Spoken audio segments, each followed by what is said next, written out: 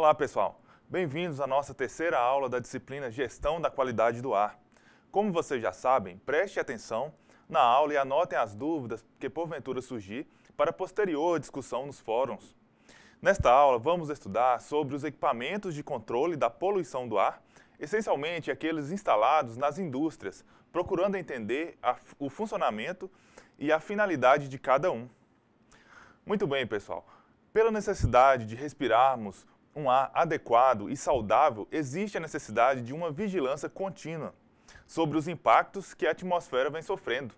Essa vigilância pode ser exercida por meio de atividade de identificação e qualificação de substâncias poluentes e a exigência de instalação de equipamentos que combatem a poluição nas fontes poluidoras.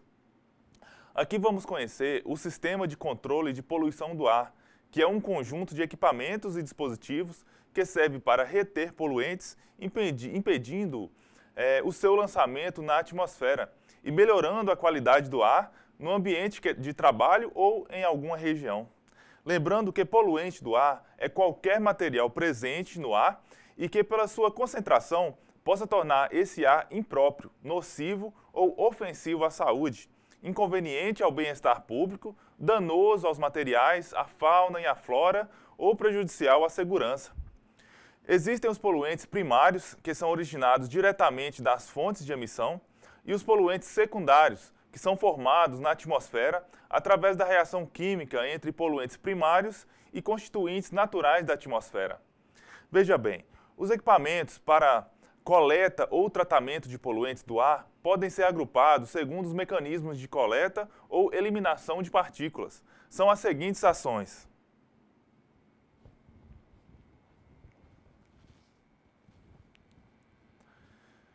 Ação de filtragem. Coleta via meio poroso, que são os filtros.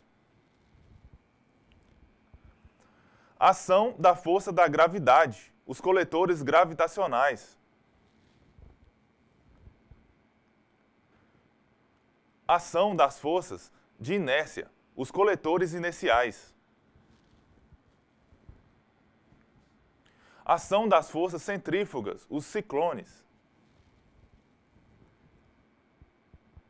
Ação de lavagem por água, os lavadores câmaras ou torres de borrifo, lavadores Venturi. E a ação de ionização e atração eletrostática, que são os precipitadores eletrostáticos. É importante compreender que existem dois grupos de equipamentos destinados a reduzir a poluição provocada pelas indústrias.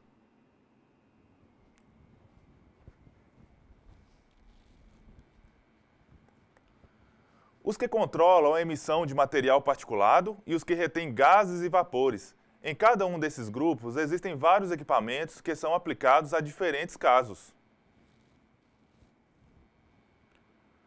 No caso da remoção de material particulado, são empregados principalmente os sistemas de lavagem.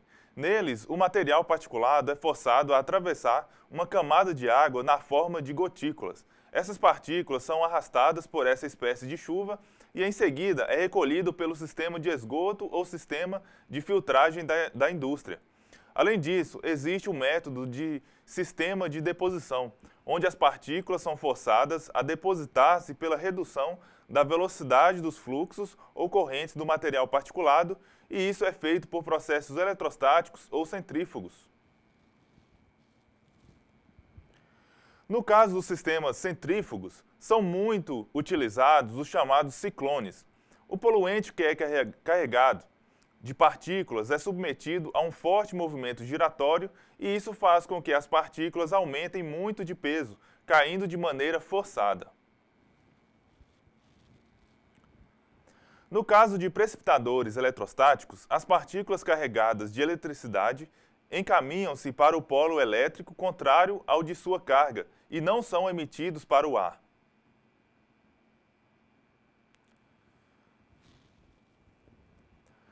No caso de material gasoso, eles podem ser removidos por absorção, adsorção, condensação ou queima.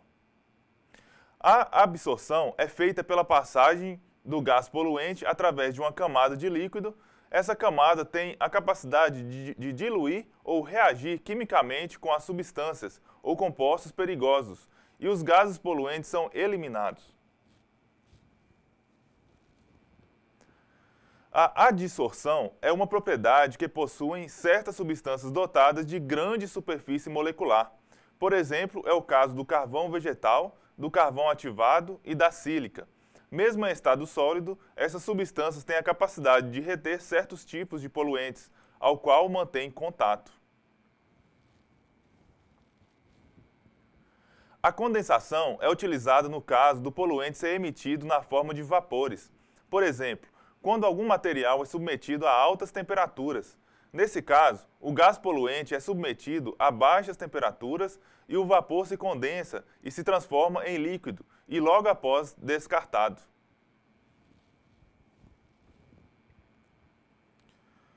Quando existe um gás inflamável, eles podem ser submetidos a um processo de combustão ou queima, em queimadores de diferentes tipos. Isso é muito usado para eliminar o mau cheiro produzido por gases orgânicos.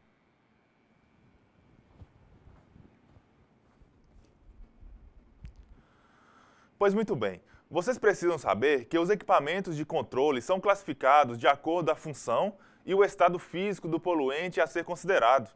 Em seguida, a classificação envolve diversos parâmetros, como mecanismos de controle, uso ou não de água ou outro líquido, dentre outros. Portanto, vamos destacar os principais equipamentos de controle da poluição atmosférica, procurando esclarecer o princípio de funcionamento e as vantagens e desvantagens de cada um. Os equipamentos de controle de poluição também são chamados de equipamentos de controle de contaminantes.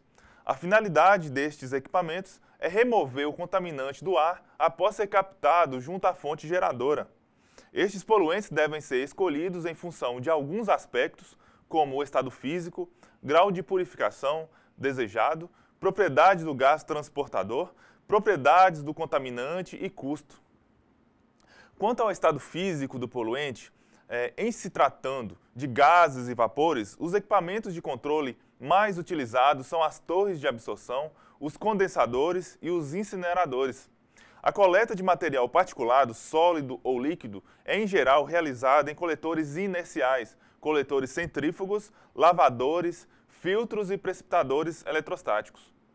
Quando se pensa no controle dos poluentes causadores de impactos localizados, o material particulado é o primeiro poluente a ser controlado na maioria dos países. No Brasil mesmo, que existam vários outros poluentes, o material particulado é aquele que desperta maior interesse, cerca de 90% dos casos de tratamento. Vários equipamentos de controle podem ser instalados para coletar os materiais particulados contidos no ar.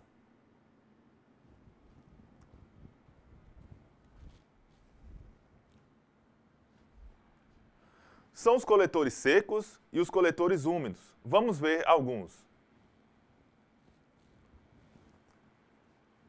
Um desses equipamentos é o coletor mecânico gravitacional. É um equipamento de controle que coleta o material particulado pela gravidade. Suas dimensões são grandes e quando a velocidade da corrente gasosa em seu interior se reduz, as partículas em suspensão são depositadas. Vamos ver os usos. Vantagens e desvantagens desse equipamento. O uso. Coleta partículas grandes e reduz a carga poluidora para os equipamentos finais. As vantagens.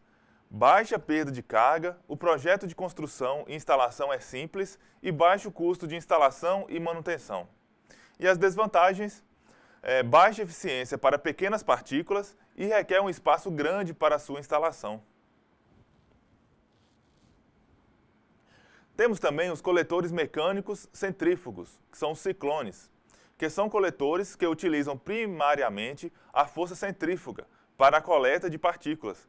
São compostos por um corpo cônico, cilíndrico, ao qual entram os gases por uma abertura na parte superior do equipamento. As partículas se chocam nas paredes do equipamento e, ao final do processo, são depositadas na parte inferior do cone. Vamos ver o uso.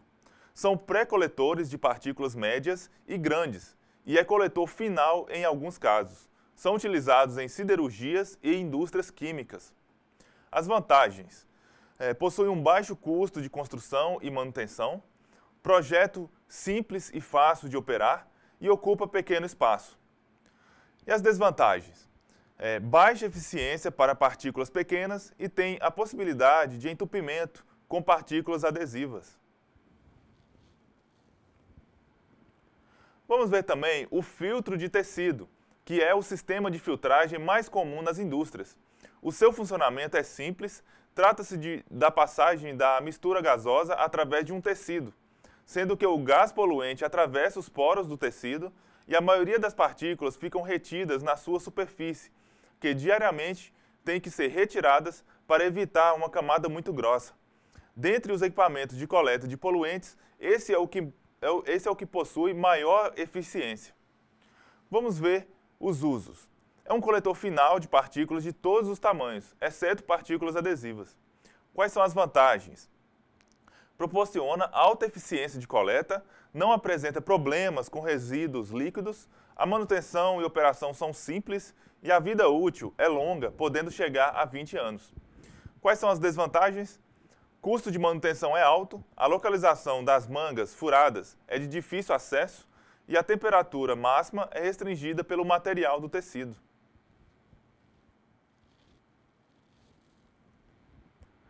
Agora vamos ver o precipitador eletrostático, que consegue deixar límpido o conteúdo de um cilíndrico utilizando um ponto eletrificado no seu interior. O mecanismo de coleta é a força elétrica e se inicia com a formação de íons gasosos pela descarga de alta voltagem no eletrodo de descarga. O uso é para partículas finais de todos os tamanhos.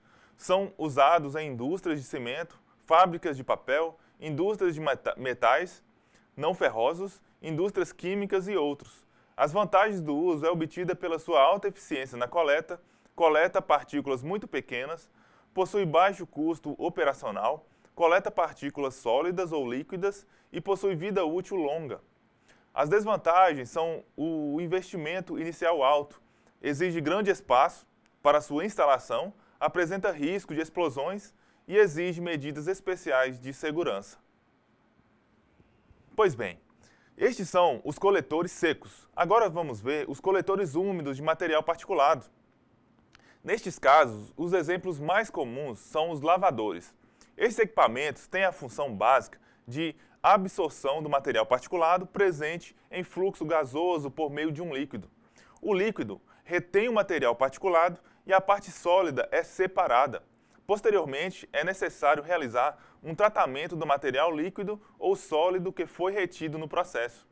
Existe um grande número de lavadores no mercado e os mais comuns são os torre de spray, lavador ciclônico, lavador Venturi e o lavador de leito móvel. Vou destacar aqui o lavador Venturi. E nesse caso, o contato entre o gás poluente e o líquido da máquina se dá por meio da nebulização da água no caminho do fluxo de ar contaminado. Funcionam como reunidores do material particulado e necessita de outro equipamento para a coleta do material. Esse é um dos equipamentos mais utilizados por causa da sua eficiência e requer pouco espaço de instalação e de fácil operação. Quanto aos equipamentos para remoção de gases e vapores, temos os seguintes.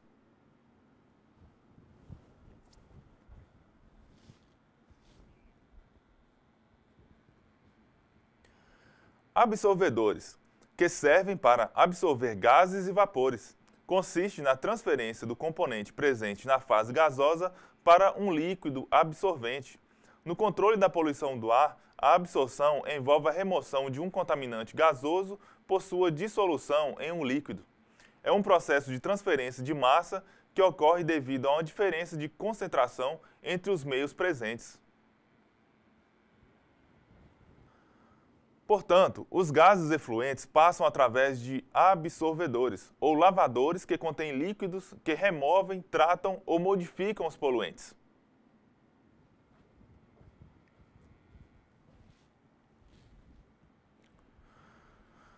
Temos também os adsorvedores, que é um processo seletivo e bastante apropriado para a remoção de gases e vapores presentes em baixas concentrações, principalmente as substâncias causadoras de odor.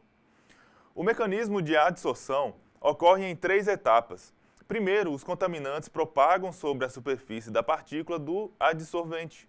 Segundo, a molécula do contaminante migra para os poros da partícula do adsorvente e, em terceiro, a molécula do contaminante adere na superfície do poro. O adsorvente pode ser um material sólido e poroso. Os principais adsorventes são o carvão ativado, a alumina ativada e a sílica gel.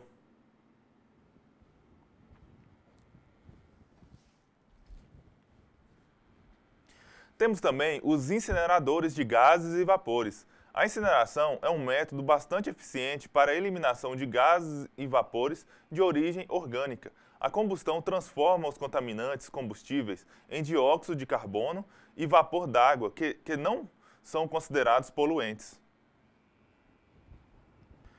Muitas emissões de poluentes industriais têm sido controladas com sucesso pelo uso de incineradores, especialmente quando os poluentes envolvidos são o gás, vapor ou aerosol.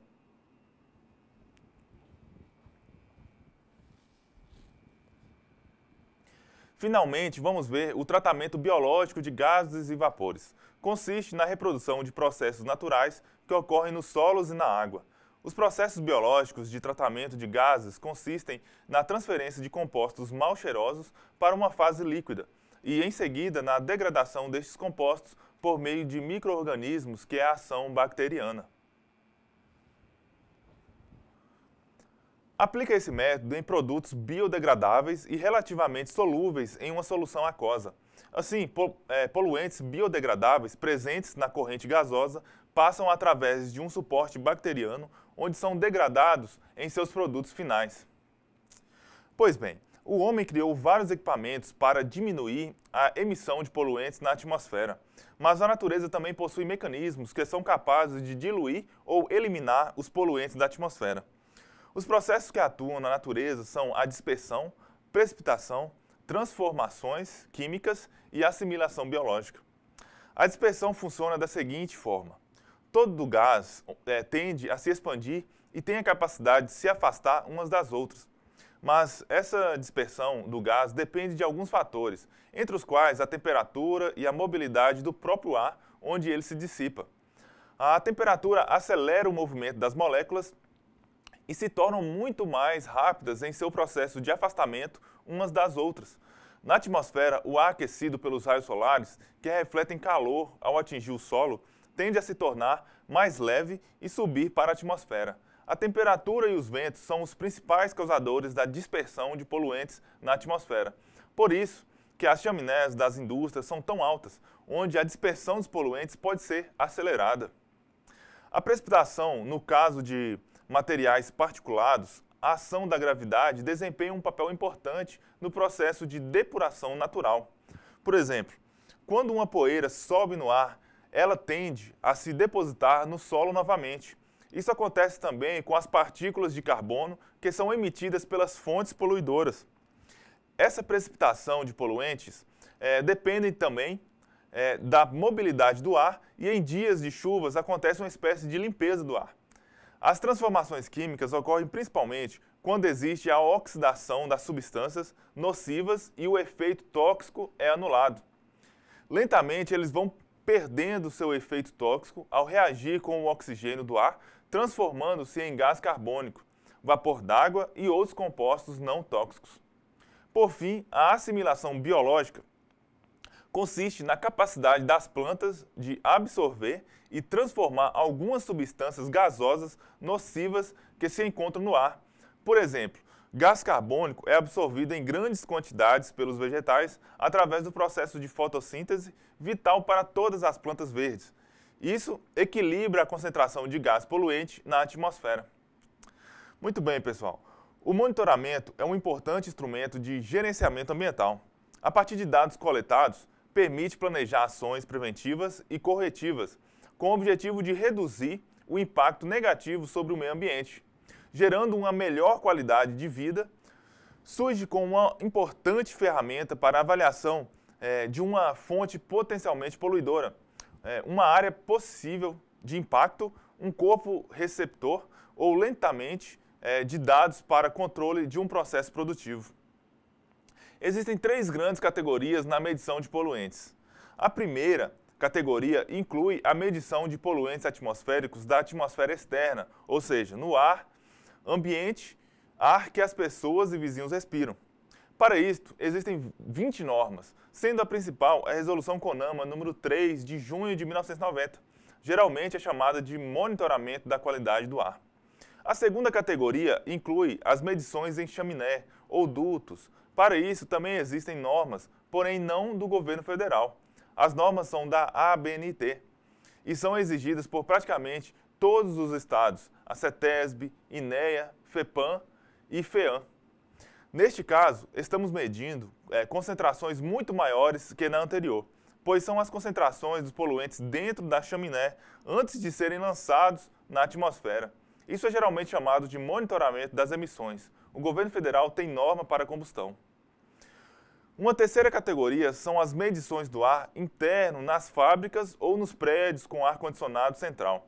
Para isso, existem legislações do Ministério do Trabalho para as indústrias e da Anvisa para prédios com ar-condicionado central.